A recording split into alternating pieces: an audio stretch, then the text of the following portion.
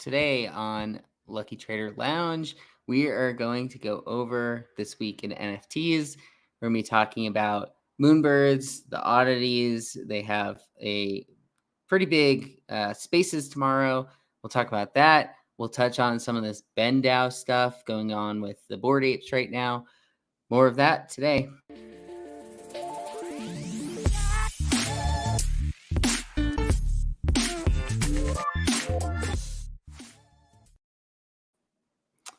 Welcome. So, Tyler, we had a decent amount of stuff going on this week.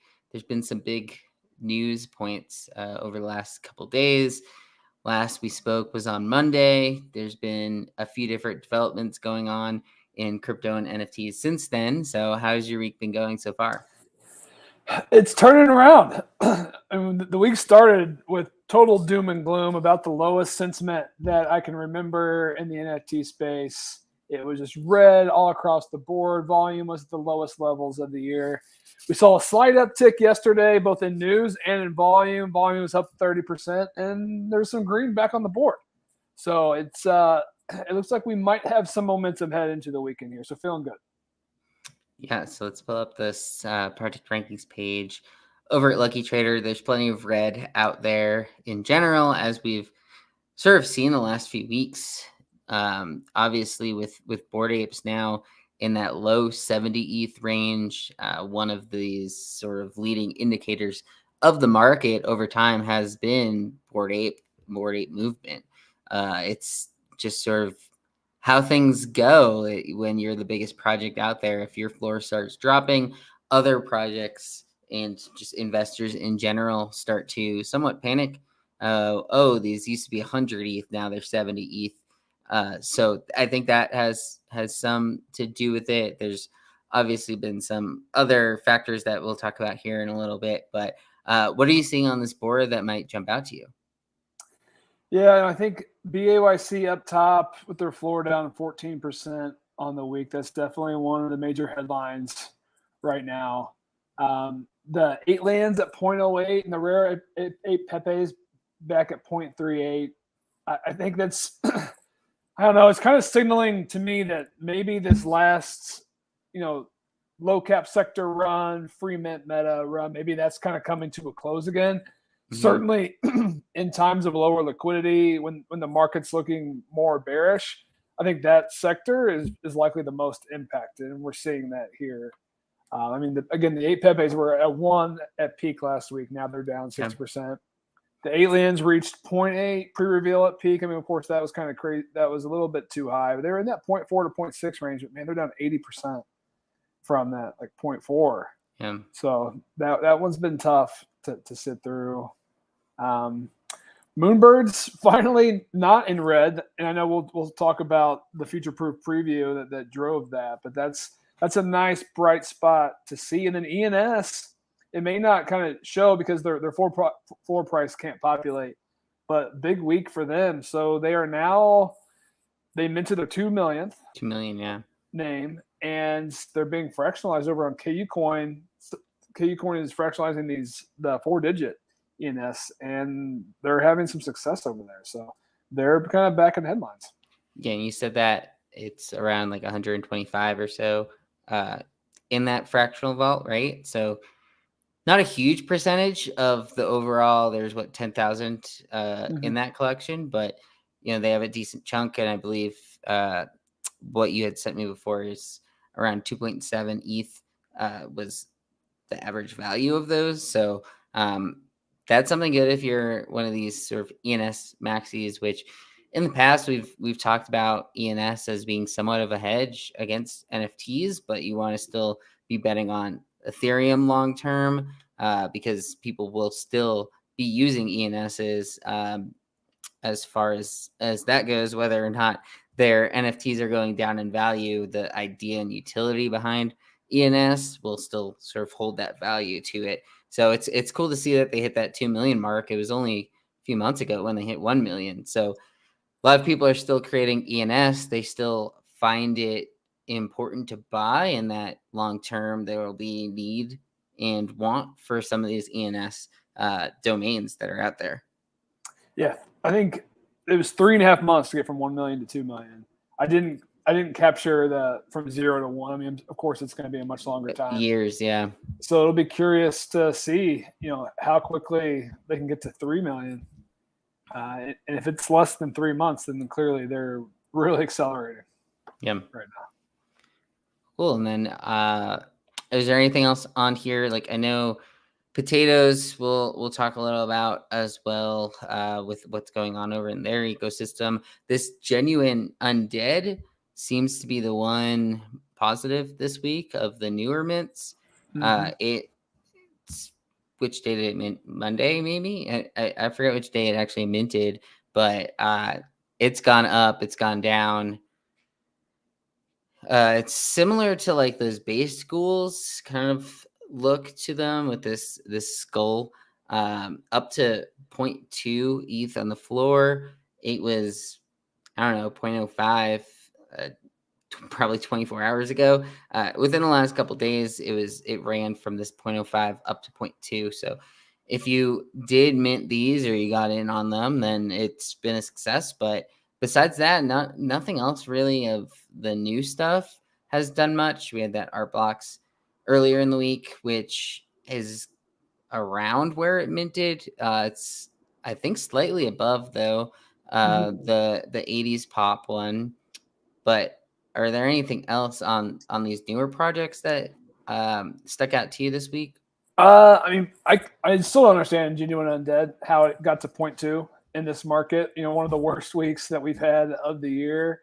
I mean, this looks just like all the the other 99 projects that are like this that just go to zero. So I don't know if just a few alpha groups got behind this one and decided they're going to pump some volume into it or what. But 10,000 of them. Yeah, with 10,000, like when's the last time we saw a 10,000 set like this kind of take off? So I would tread very carefully here. Anyone who's looking at this project right now. I think the other takeaways from the board is just, man, the dick butts and the pudgy penguins are not going away. The CDBs are up 10% on the week at 3.5.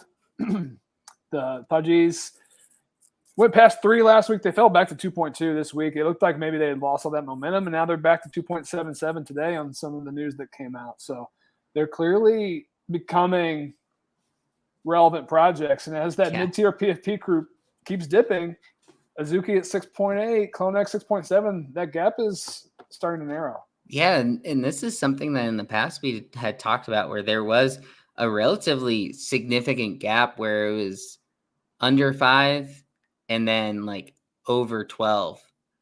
So there was this massive gap between these projects in the past, and now they're closing. And one thing, I don't know if we're planning on talking about it specifically, but the Punk Ape gap is very close right now. Something you had mentioned you were expecting that to be flipped in August.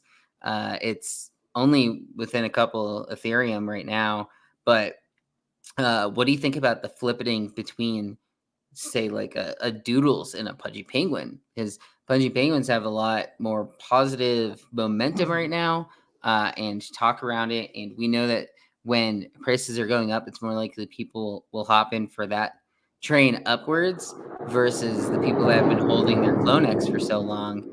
They're starting to cut bait with it. Do you think any of those pudgies and the dick butts, do you think they'll flip one of these other, let's call them those mid-tier in that 6-7 range? I think it's very possible. And if that happens, I think it's just going to give them even more momentum to move up even further. I've recently gotten back into the Pudgy Penguin set. I think one thing about them is just like the artwork, and like they're just fun and they're fun to go shopping for, and just to find one that you want to keep. And you're not buying it because of all this utility that you think you're going to get down the line. You're literally buying it because of the collectible aspect of it. And CDBs, dick butts are kind of the similar thing. And I think that's what it's kind of refreshing, after only kind of speculating on these as like financial instrument assets over the last few months in the utility meta. More and more people are coming back to these, and I think it's very possible. I don't think it's Doodles coming down to 3. I think more likely is Penguins or Dick Butts kind Go of to 5. going north of 5 or 6. Yeah. Let's talk about the Pudgy utility that's come out actually in the last couple of days. They created their own marketplace, but the thing that this current pump is off of the Pudgy toys, and where you were saying this collectible idea, I think the physicals attached to them in these sort of plush toys are still part of the collectible. Like people that are interested in collectibles are the same people that would want one of these Pudgy toys, and you keep it as a collectible. But this is the one that your NFT is, and then you're less likely to sell that NFT because then you have the connection to it. So, what's your thoughts on how these came out? These are great. As a father to a 2-year-old and a 3-year-old, this is absolutely a toy that I would buy for them, and one that now I likely will buy here in the near future. Especially if I was able to get one that matched to my penguin. I don't think we're at that level yet. I didn't dive in on this story, but Luca Nets is clearly behind the scenes, driving this brand forward.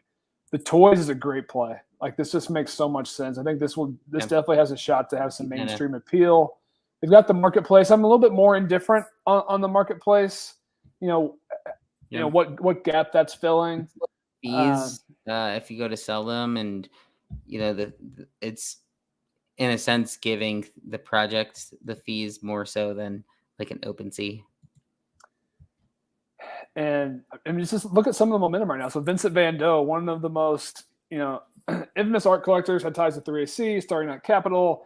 He had the 101 Shark Penguin, and before Luca bought it, he was kind of spearheading that one strategy to wrap all the penguins and put them in like a different contract, and that kind of fell through. No one really got behind him, but he's kind of rallying behind Luca now. He unwrapped. Now his shark is back on the marketplace. We've got these wallpapers coming. I've already seen some folks implementing those, so that is a nice add. I mean, I feel like what other products are really doing this right now? It's exciting, and it's fun to see some momentum when so many products have just been radio silent. Yeah, and it's just been like down on. Yeah, and it gets back to sort of last year community stuff where people are talking about it. People are like happily talking about it as well, which it seems like most projects right now are. It's you find out something negative and you just harp on that and you're fighting it. So it's kind of refreshing in a way that there is the positive reaction to this. And then I'm not sure if you know about this one that Gravity is mentioning, this Familiar. It basically doubled. And he's saying an interesting project with a dynamic NFT that changes according to an underlying asset. So I did see some of this. It has that sort of Pokemon Tamagotchi vibes to it. Still haven't revealed yet. They're just his eggs, but could be one to keep your eye on because, well, if we look back at like Aliens, most of that momentum was pre-reveal. So could be people talking about it and pumping it up and this utility side to it. That I could see moving. And it ties into Doge Coin, right? So if I'm reading this right, they're going to use oracles to respond to fluctuations in the value of cryptocurrencies. Happy and buoyant when they do well, sad or even sick when it performs poorly. So first, I thought I remembered a project like this last year. Actually, this is not a new concept to me. So I've heard this. I'm not before. sure. I'm not sure if it was exactly like this. There was that like digital animals one that like went off of your Twitter persona or something like that. And then I'm trying to think because, well, what was that one recent? The sloths that they started. Well, I remember one specifically tied to cryptocurrencies, and like they were going to have a mechanism tied to the value. So I can't recall it right now. Mm-hmm. But that's interesting. And then like we already know there's going to be like a sick rare lotto for the most volatile coins and the ones that people think are going to have more bullish days than bearish days. Yeah. So like, ETH is going to have a huge, it will likely have a premium. Dogecoin will likely have a premium. Shiba. So that'll be a fun aspect, kind of time. Dog coins are back. It's one of the best performing coins. Yeah, it was on up the week. like 15% over in one day when ETH and Bitcoin were both down. It's funny. It's funny. I mean, they just came out with their Doge chain, which now they have some DeFi going on over there. They finally, well, I don't know if finally is the right word, but they just had a 10K PFP NFT project that sold out. I think it was the first time a 10K project sold out over there. But yeah, look at that. It got up to what? Almost 9 cents. Yeah. And it was from 7 cents only a few days before. So yeah, that it opened on that day, went up 15%. And some people, I've been going into some of the DeFi, the farming over there.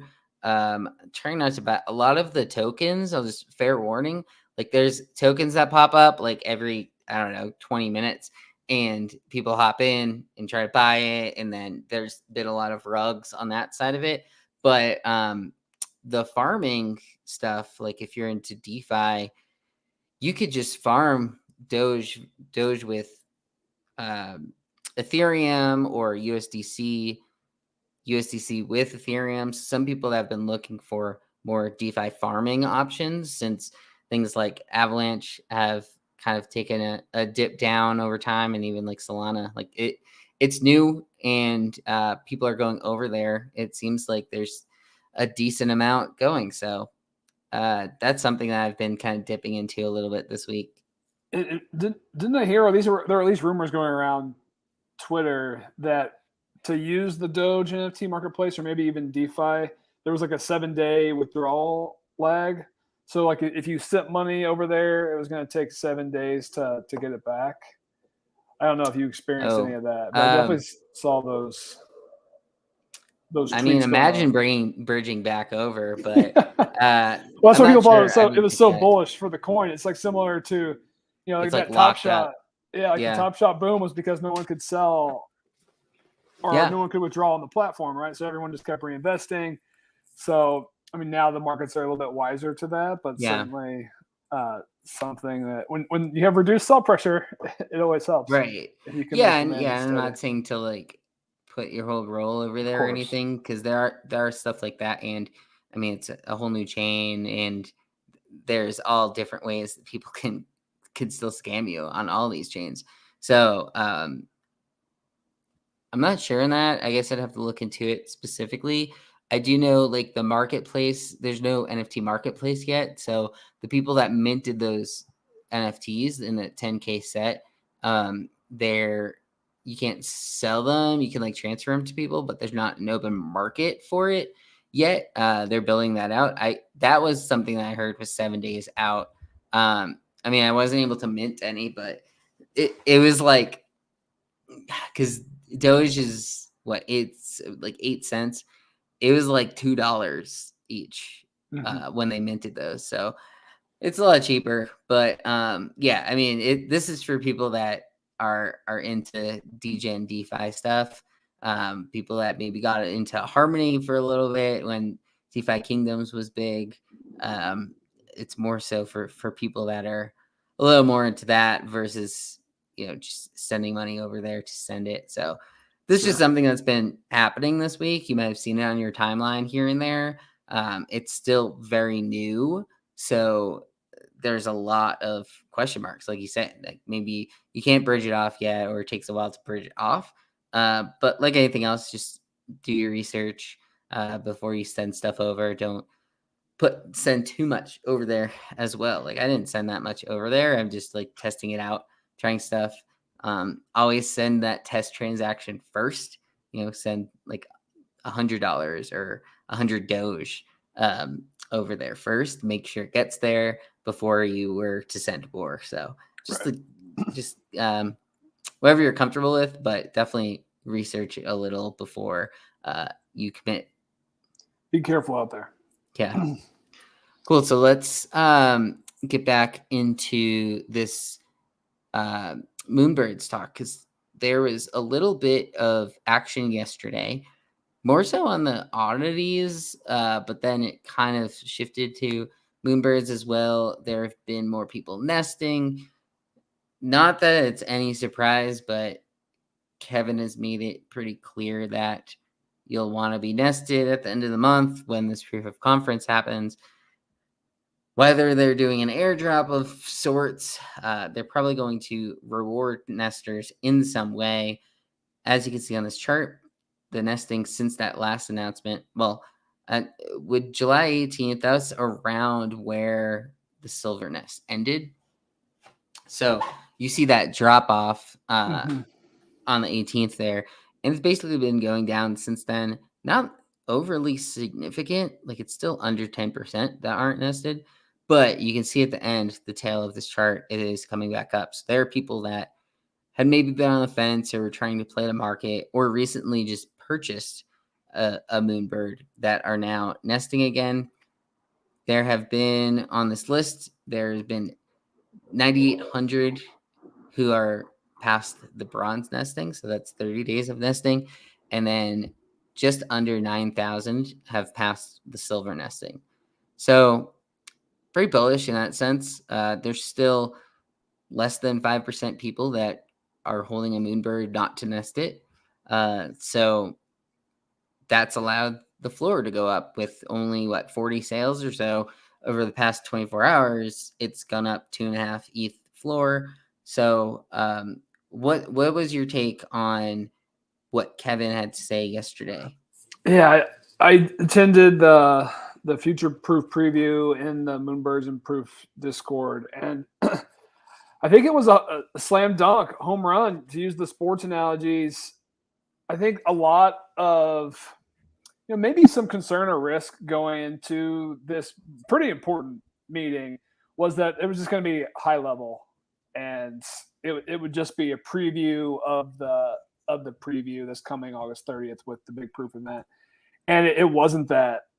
I mean, they spoke for about 45 minutes in a nice orderly fashion, kind of outlining, first their vision for the project and how they want to be, they want Moonbirds to be the number 3 set along with Punks and Apes, but that they don't want to follow that playbook.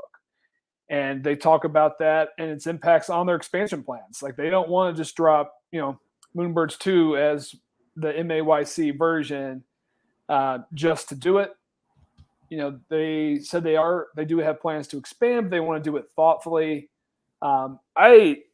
My kind of takeaway from some of their hints and how they're talking about is that it might expand slowly, so that like once a day, one Moonbird 2 or maybe like 5 Moonbirds 2 would hatch in the nest, and those people would get them, and the second set or the companion set would just slowly build out over time, versus just dumping 10 or 20,000 NFTs in this market, which Kevin and Justin and the team are smart enough to realize would just not go well right now. There's just no liquidity to pick up that amount of NFTs. So I thought that part all made sense. They talked a lot about Prototyrise and how it's not just going to be a chat app.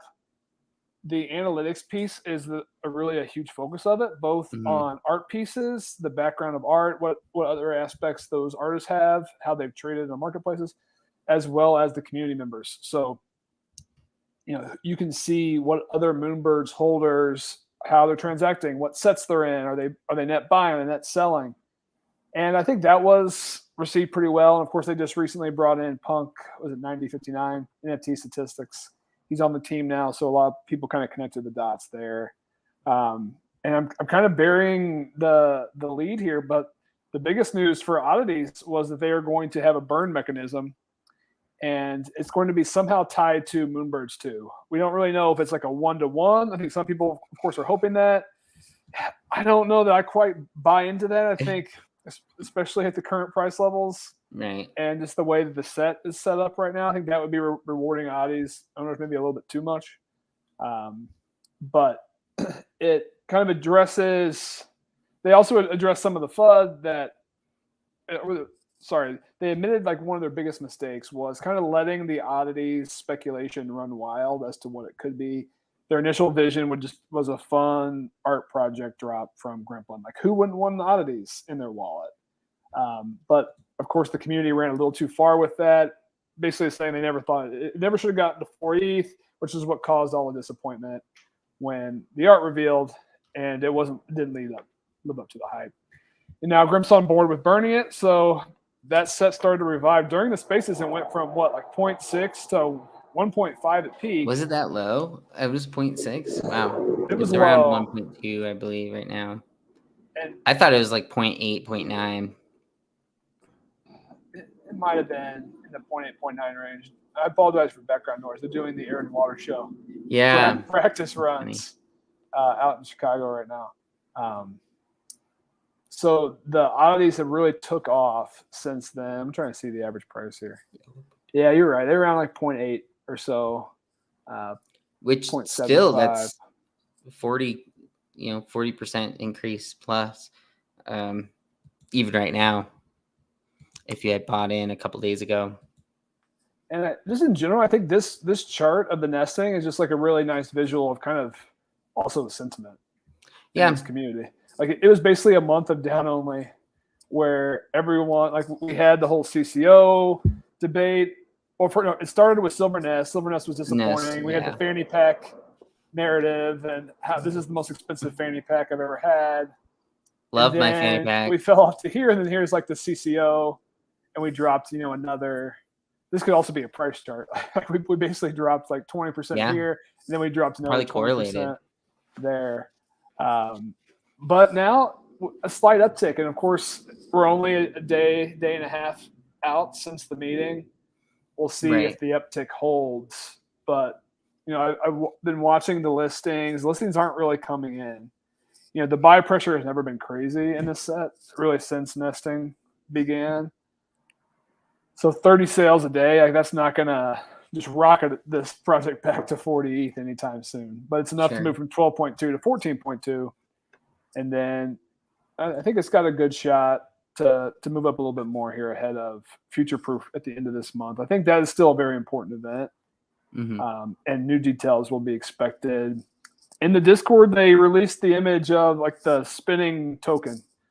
So now there is a lot of speculation that a token could be dropping on the 30th, because to your point at the beginning, Lou, they're hammering the idea that everyone needs to be in the nest on the 30th. So this is a check your nest moment at this proof event. Like, that's abundantly clear at this point.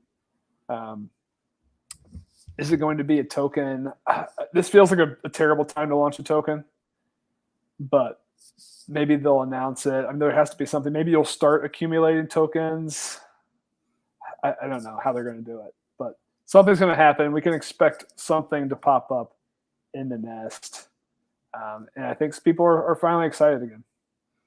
Yeah, and I think one thing, as you mentioned, like, this 30th date, it's not a nest, but they have said in the past, like, the days that nesting levels change aren't really the days to look out for, that they want to drop things in between, kind of more random to it, if you're going to be in a nest or not. I'm assuming tomorrow's space is going to be pretty much the same info, because it's more public, and whereas the other one was ran in their Discord. So this is them publicly explaining that mostly same information. So that's what I would expect with the spaces tomorrow. So if you're interested, I think that's at like around 1 or 2. Usually they do it on Fridays. So yeah, look out for that. It'll be interesting to see how many people hop in that spaces, which sort of leads me to this next one with the Potatoz, because there is 1,000 people watching the YouTube stream of that. We've talked about some of their spaces in the past having a lot of people tuning in, but here we have Meme Land with their Potatoz. They're starting up staking and evolving. What's going on over at the town hall from Meme Land? Yeah, so they had their town hall today. I attended this one as well. It was not a Twitter Spaces. They shifted it to YouTube primarily because they wanted to do a demo. Yeah. And show how to do the actual staking. Um, since I've got a few potatoes, I'll go ahead and just kind of show what the interface looks like. But basically, what happens is your potatoes were here. You had the option to click the button to grow, and if you chose to grow, then they essentially turned from the plants into this upside down kind of potato coming out of the ground. I think that's the opposite. It looks to me like someone's going into the ground. That's how I'm looking at it, and those are their feet, like up interesting. above. So someone's gonna pull a potato out of the ground. The potato with like their legs, yeah, like their head is under the ground right now. Yeah, but you also have a couple other things in there. What's that one, the red with the red stripe? There's obviously a banana that you have there. That yes. top right one, is that orange? It's not gold. So this is from the French fries. So this was like the mid-tier. So it's one like of the mid-tier traits. So this one wasn't. I think this was actually how like the natural progression for that one. Oh, but the banana was a mutation. So for each of these different types, like they're based on color. Yeah, I believe they had specific mutations that they could go to. So like everything didn't have a shot to go to everything. It was kind of like a mapped out, and there might have been like any like 3-to-1, or any of them could have gotten like the alien or whatnot. But pulled a banana, that was fun, and then the blue chip here, I didn't realize it was rare right away, but that one also is carrying a bit of a premium. And I think from a market standpoint, the floor has held up okay. You know, it was like 1.3, it's now 1.2. So I think the staking didn't drive necessarily like a run up in the price. Certainly, like maybe we would have expected a few weeks ago. But I think the rare lotto aspect has gotten absorbed pretty well. You know, so if you stake it, can you still list it? Like these ones are evolved, it looks like, that are here on the floor. So in their FAQs, they say no, but if they see it, they'll pull you out. But I believe if they meant to hard block you, it's not working right now, because yes, you can stake and list, which I think, so essentially that takes away the scarcity component tied to staking, because people can stake and list right now. So if that changes, it might have an impact. You know, I think Moonbirds was kind of similar right away. Like off the bat, you were able to nest and stay listed, and then they fixed it. So I'm curious if the Meme Land team is going to do something similar. But we've seen some decent sales on some of these already on the mutation. So yeah, I think this diamond here, I want to say this sold for 6. This is the alien mutation that you can see here. Those have carried like Little Shop of Horrors. And I think a banana sold for 3. Oh, this is the robot mutation. Those are cool. Those are pretty cool. So I don't know. It's fun. It's kind of Art-wise is pretty good. It's fun to check in. Yeah, I think it's fun to check in once a week, or however often the evolving is going to happen, to see, kind of go through this process and see how your NFT changes. You know, I think I'm curious how long they're kind of going to draw out the staking with their weekly raffles now.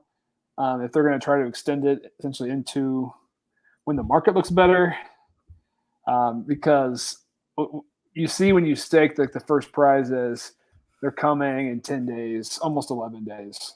So that's quite a long time out. And we know they're going to do at least like 4 or 5 of these. So are we 2 months out from Meme Land Captains? I think that's one of the risks to the set, is just being able to maintain attention.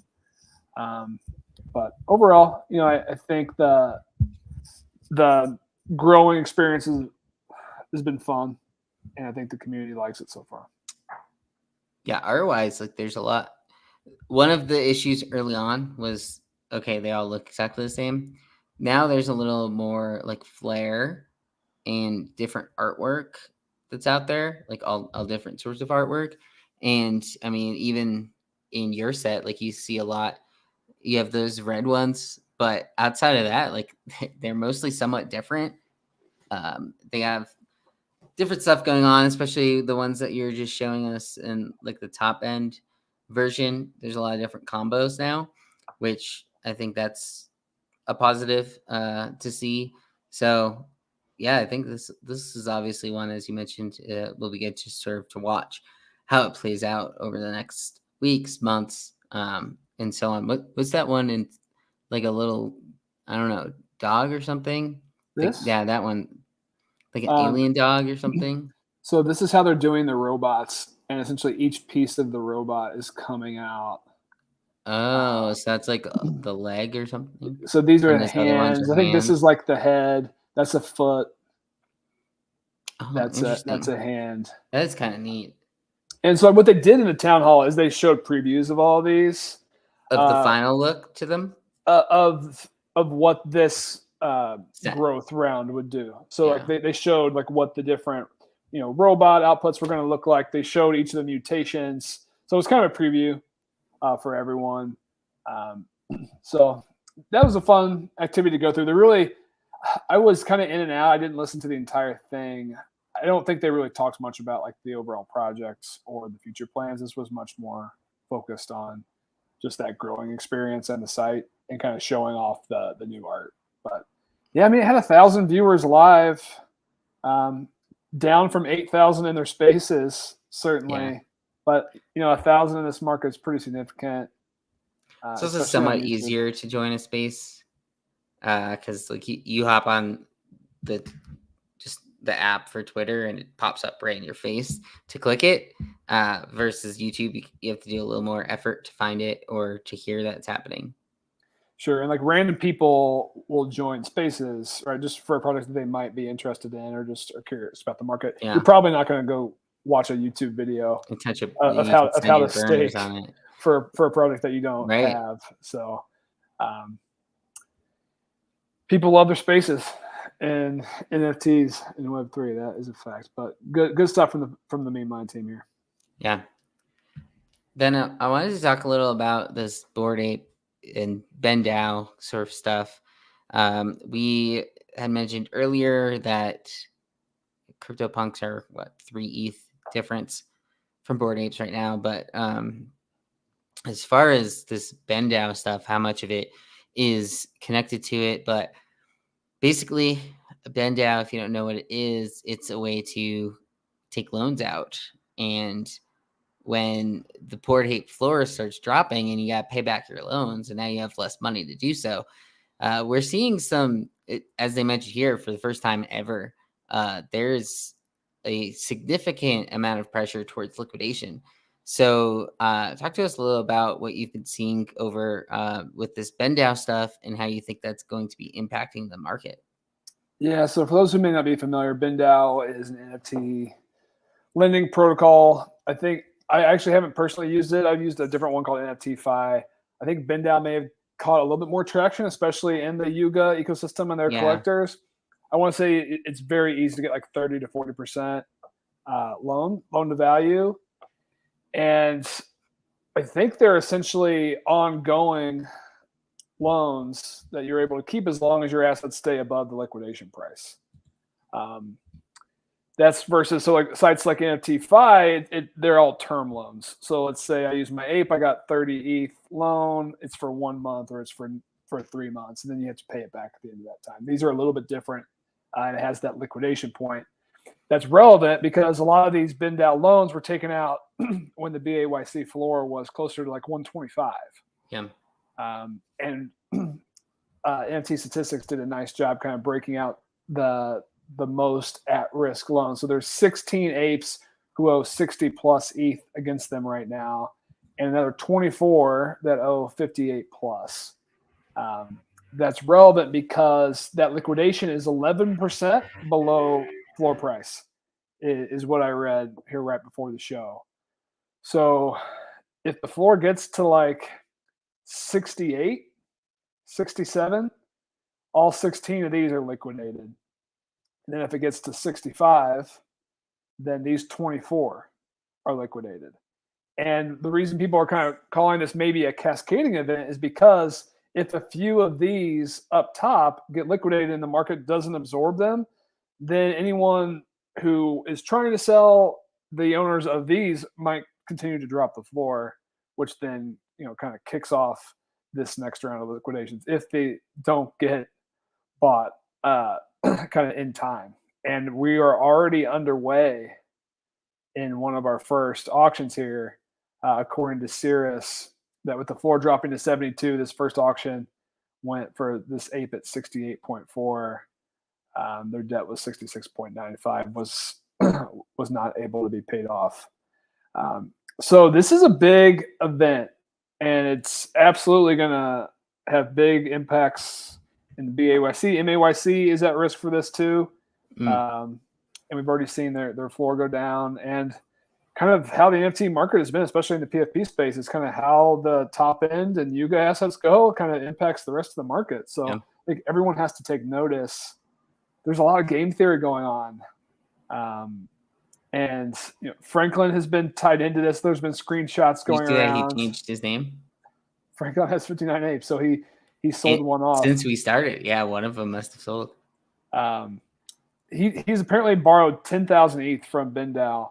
He went on the record to clarify that he is debt free. So that's his lifetime accumulated.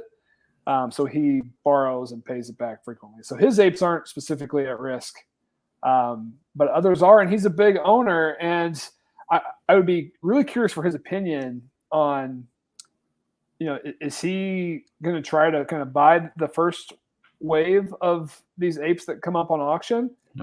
Or is he going to be maybe a little bit more nefarious and list into these auctions, potentially driving the floor down? It seems like he's doing all the liquidations. It seems like, to your first point, like if he lists, if he sells 5 of these at 70, but the liquidation prices are all 65, and then he could, that's a 5 ETH difference right there, obviously with whatever fees, but he's been trying to sell them on X2, which has obviously less fees. But do you think that that's sort of what he's going for right now? This is sort of my lean right now, is he currently is trying to sell them here with the idea that when this liquidation and auctions start out, he'll be able to scoop some back for a little cheaper, and in his normal way get that number up to 69 apes. That's got to be the next goal he has, right? So I do think that what he's doing here, listing apes at the floor, is his reasoning to then buy them for cheaper and gain more apes, because that just seems like it's always been his goal, is get as many apes as possible. And I think he's obviously been successful with it in the past. So I don't know. Is that where you think he's going with these? It's hard to say. I think he could catch a lot of flack if he's a little bit too, public about it. But kind of what you're alluding to is we checked in on his X2Y2, and he listed 20 apes for sale at 75. Of course, he's got 59 or 60 of these things. They're his assets. He should do whatever he wants. So let's put all that aside. Putting 20 apes near what was then the floor at 75, like that is an impactful decision, because it then makes anyone else who wants to sell to have to dip below your wall. And 20 is a wall for an asset this expensive. That only gets, 5 sales in a day or something. So like that act right there is an act of kind of driving the floor down. If he was to do that, if he was to lower those to say 70, that would be essentially an aggressive move, kind of tipping his hand that he's going after these liquidations. And I think people would, that collector base would be up in arms if that happened, because that's almost guaranteeing they might not realize that what he's currently doing, because generally a few of the ones at the floor at any given time are his, because he does tend to do this. But I think he's being more aggressive now because of the idea that his ability to get them for cheaper is probably higher right now because of the Bindao stuff, and just how the market has been reacting in general as floors are dropping, including the Bored Ape floor. But kind of back to the general market theory too, and not just putting this all on Franklin, but like if you were in the market for Bored Ape, and you know about these bin DAO potential liquidations. Like, why buy right now? Like, why not wait another week or two and see if these things actually drop to 62? So I don't really know where the buy pressure is going to come from unless some white knight kind of comes in to save the day. And we know there's some rich holders here in this base now. But some of the previous white knights are not in the best. Like Mackie Big Brother has been selling off a lot of his apes.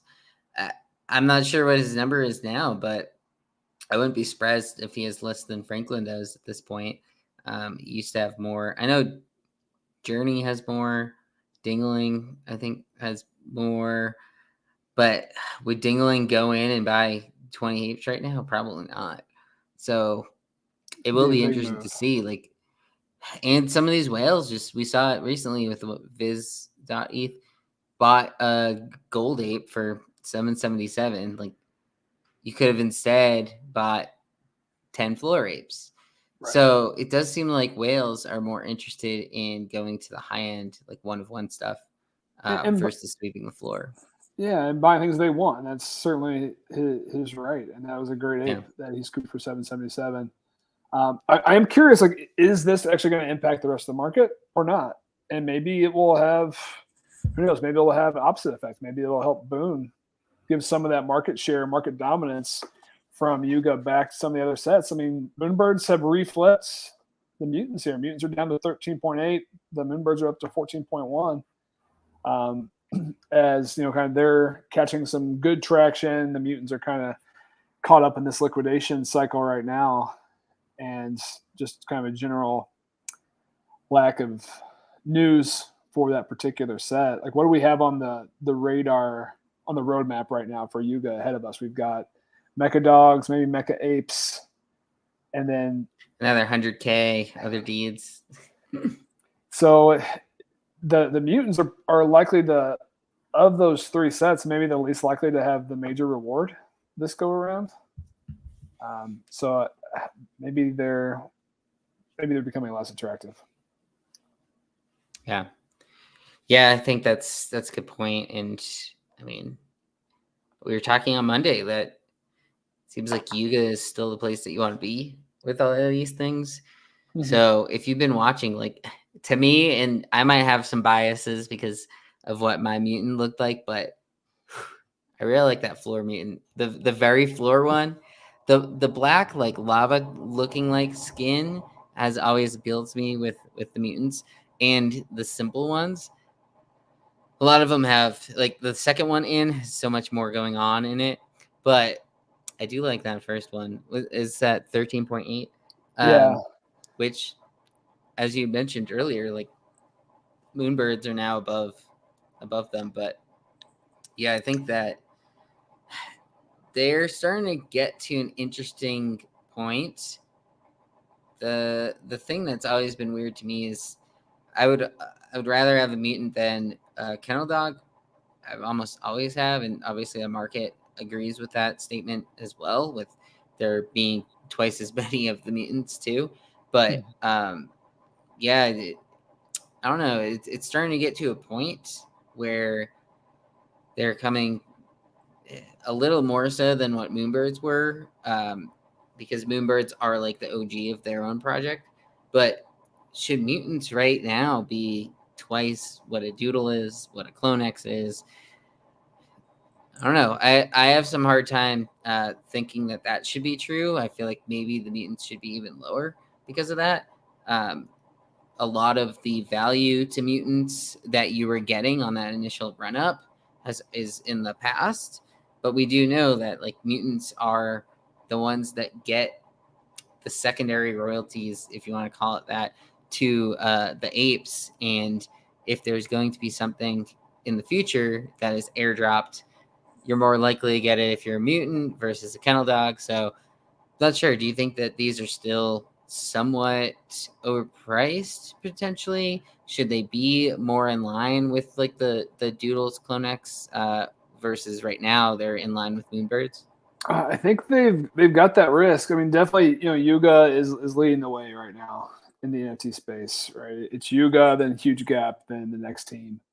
But there's also a difference between Bored Apes and Mutants. I think Bored Apes have kind of reached the Dublin Good status where people want those, and even if somehow that floor falls in a big liquidation, I think it'll actually rebound fairly quickly. I think there could be just a big lapse in buying until that event is over, and then it'll rebound, kind of similarly to how the ETH market absorbed the last liquidation spree in the crypto world.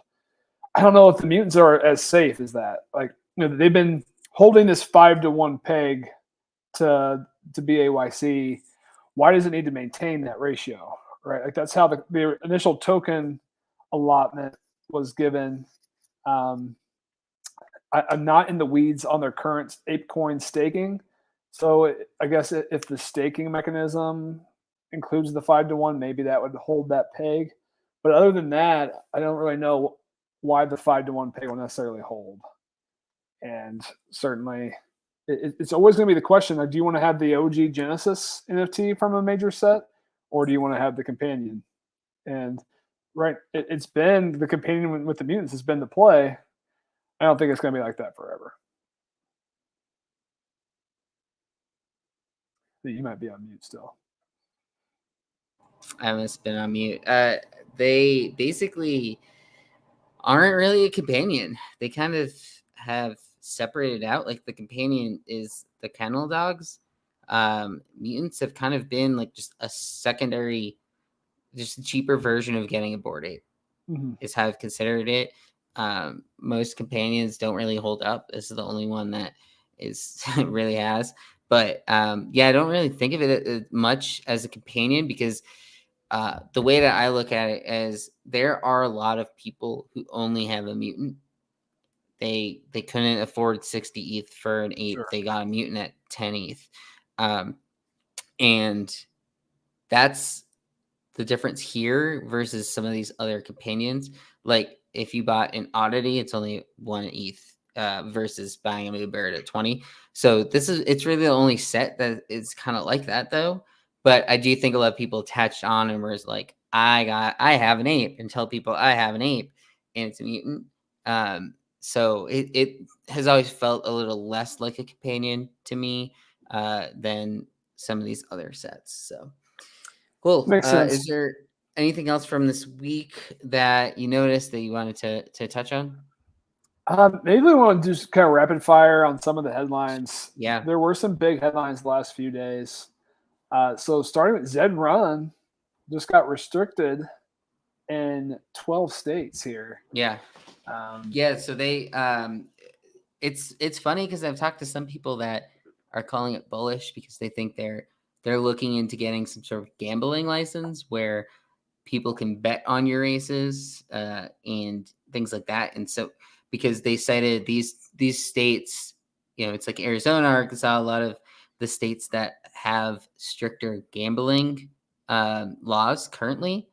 So that's what people have been looking into. But this is very big. If you're in one of these states that you won't be able to participate in paid contests, there are some of the bigger stables that have been affected by this, but you won't be able to participate in those big paid contests, but you'll be able to do the free to enter ones. So a little bit of a hit there, but that one came out late yesterday. So that was a big one. We have Art Blocks updating their curation board, more relevant to that community. We have Pudgy Marketplace, which we already hit on. Yuga announced their plans for the merge. We talked about the merge a little bit on Monday. It's been pretty clear that proof of stake is going to be the chain. Like that's where the real NFTs and assets will be, and that's where utility will flow. Yuga Labs kind of came out and verified that on their end, that proof of stake is who's going to be rewarded in their ecosystem. A few other big ones. I'm going to scroll down a little bit more.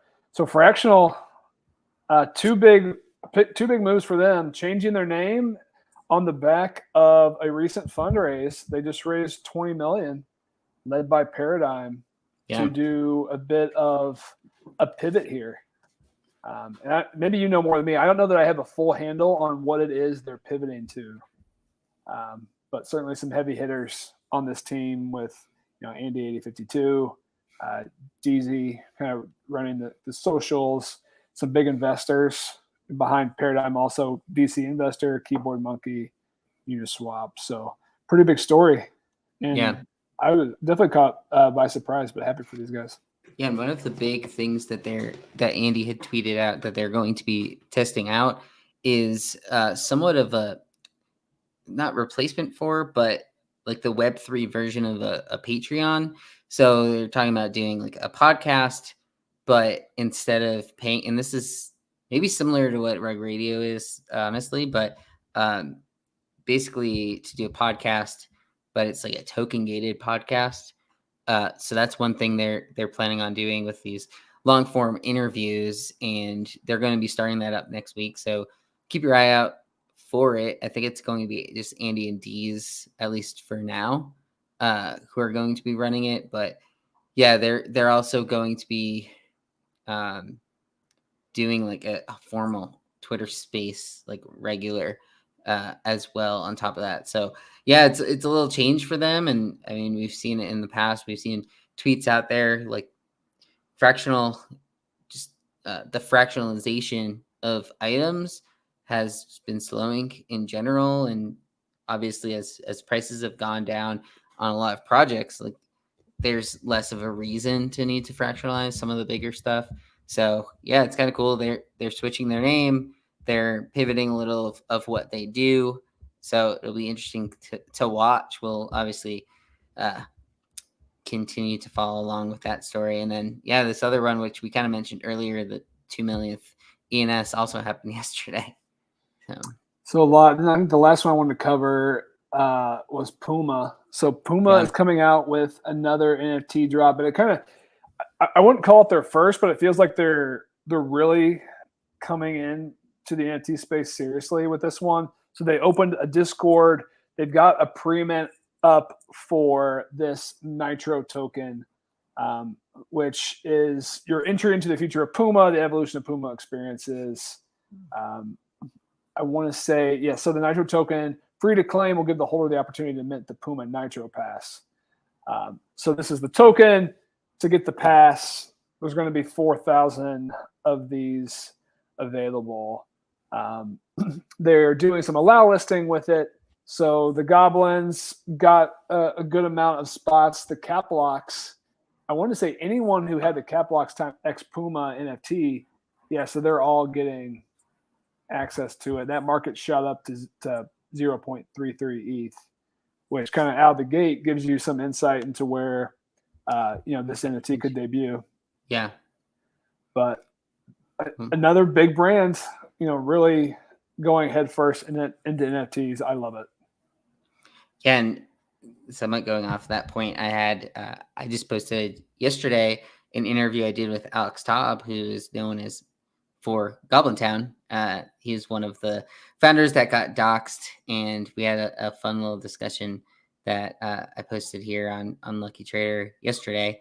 And yeah, we talked a little about how everyone thought it was Beeple, how they leaned into some of the bits as, Snoop is a Snoop Dogg. Yes, we're definitely Snoop Dogg. And then the whole Beeple thing and how he originally met people in person at NFT NYC, and they had a whole fun talk about it. So that's a cool one that I did yesterday as well. So we'll see how this Puma one goes, because I mean, when Puma and Gutter Cats, they've been pretty successful with their partnership. They're doing stuff over in the what was the basketball tournament? I think that's all it was called.